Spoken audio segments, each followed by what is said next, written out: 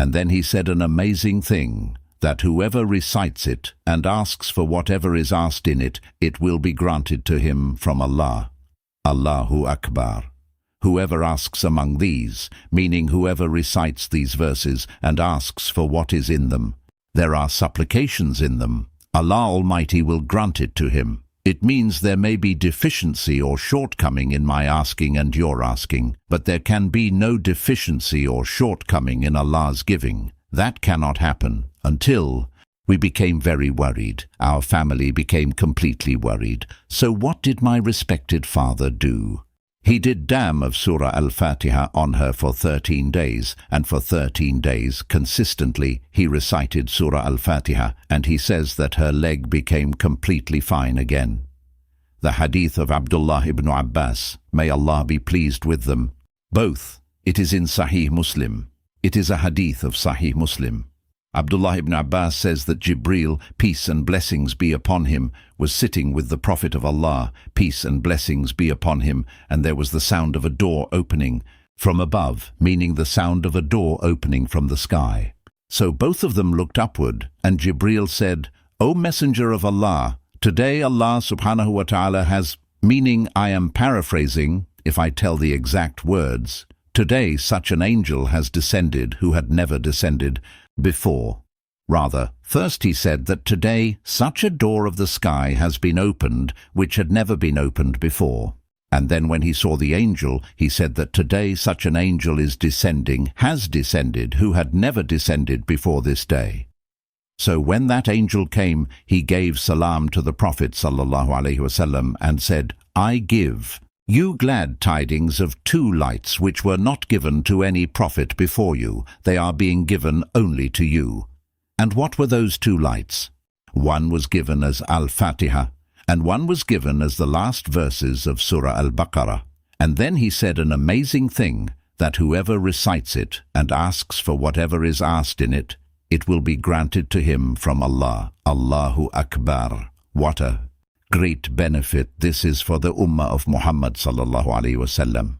You tell me this. We have been in this world, have been Muslims for 25, 30, 35, 40 years, right? And perhaps in every prayer we recite Surah Al-Fatihah, correct? Perhaps every day before sleeping we recite the verses of Surah Al-Baqarah. But how many times have we ever, or how many people even know this hadith, even though it is a very famous hadith? And among us, how many people know that whenever I am asking Allah Almighty this supplication, اهدنا الصراط المستقيم صراط الذين أنعمت عليهم غير المغضوب عليهم ولا الضالين, it will be granted to me. Why? Because according to this hadith, it is an authentic hadith of Sahih Muslim that, O Prophet, I have brought 2 lights for you. They are being given to you. Before this, they were not given to any other prophet. And what are they? Surah Al-Fatihah and Aman al-Rasul, the last verses of Surah Al-Baqarah. And whoever asks whatever is in them, meaning whoever recites these verses and asks for whatever is in them, there are supplications in them. Allah Almighty will grant it to him. It means there may be deficiency or shortcoming in my asking, and your asking, but there can be no deficiency or shortcoming in Allah's giving. In another hadith, it comes from Abu Sa'id ibn al-Mu'alla. It is a hadith in Sahih Bukhari. He says, I was praying and the Prophet ﷺ came and called me, but I did not go. I completed my prayer and then I went. Then the Messenger of Allah said, Why did you not come to me? Sa'id ibn Mu'alla says, I was praying, O Messenger of Allah. So he said, Did you not read in the Qur'an, O you who believe, respond to Allah and to the Messenger? Meaning, listen to the call of Allah. So he felt embarrassed. Then the Prophet ﷺ said, I will tell you before leaving this mosque today about a tremendous surah of the Qur'an. Then the Prophet ﷺ became occupied with some of his work, and he got up and began to leave the mosque, meaning it had slipped from the Prophet's mind. So Sayyiduna says, O Messenger of Allah, you had to tell me something. He reminded him, and then he said, Alhamdulillahi Rabbil Alameen. It is as-Sab'ul Mathani and the great Qur'an, which I have been given. Alhamdulillahi Rabbil Alameen, the surah I was going to tell you about, the greatest surah in the Qur'an, that is this. This is Sab'ul Mathani. This is the 7 often repeated verses, and it is the great Qur'an, and this is indeed the great Qur'an which I was given. Meaning the Prophet of Allah sallallahu alaihi wasallam called Surah Al-Fatihah the great Qur'an itself.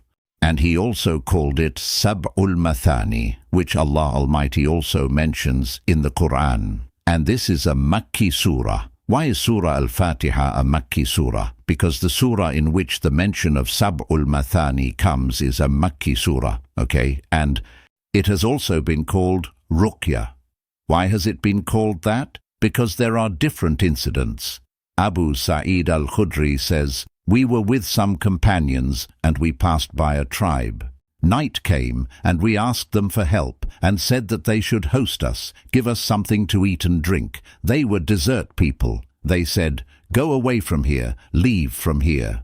We felt very bad, even though at that time it was the custom that when travelers came, they were respected and honored and hosted because they did not have many things to eat and drink, no SUVs or big vehicles or anything like that.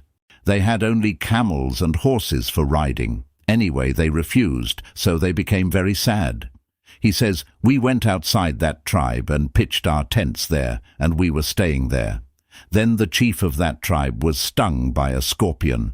When the scorpion stung him, those people became shocked and worried.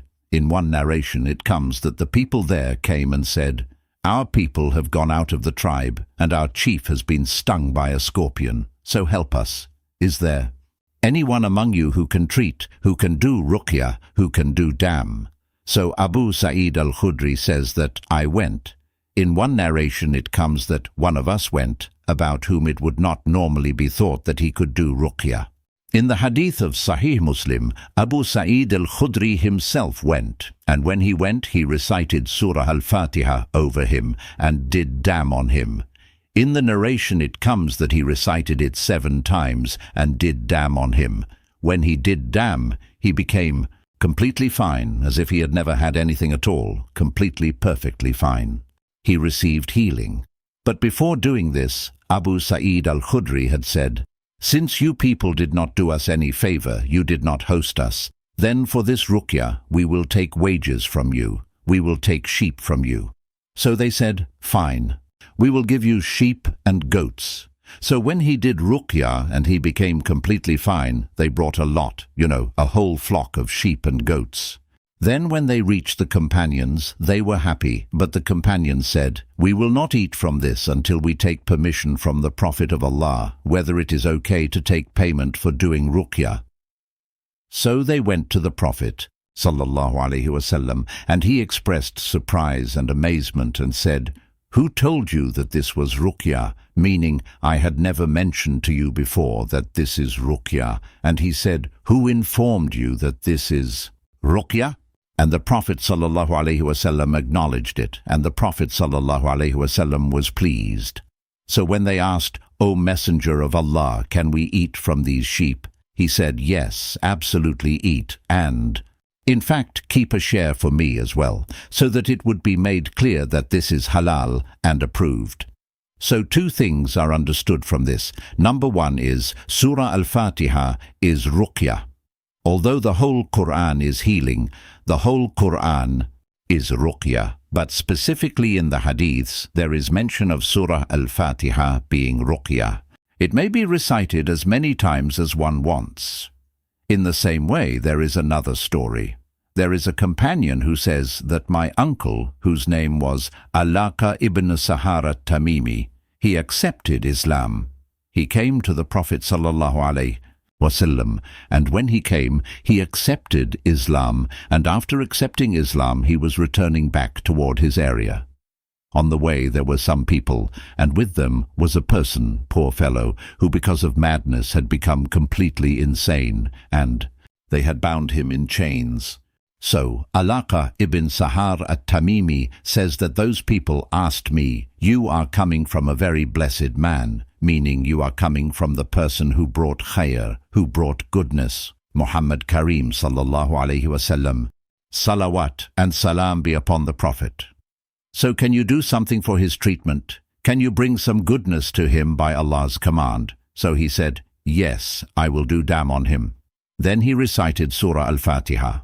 Now the Hadith does not mention how many times he recited it, and it is not necessary to specify that, whether one recites it once or 10 times.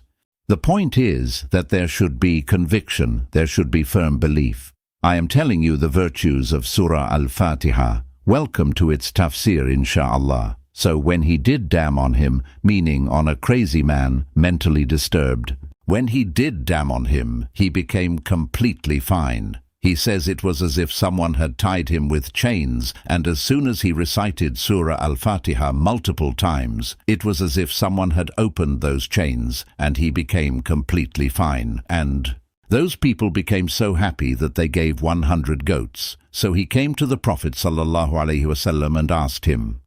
The Prophet ﷺ said that the one who has eaten through false dam, that is for him, but what you have eaten is through true dam.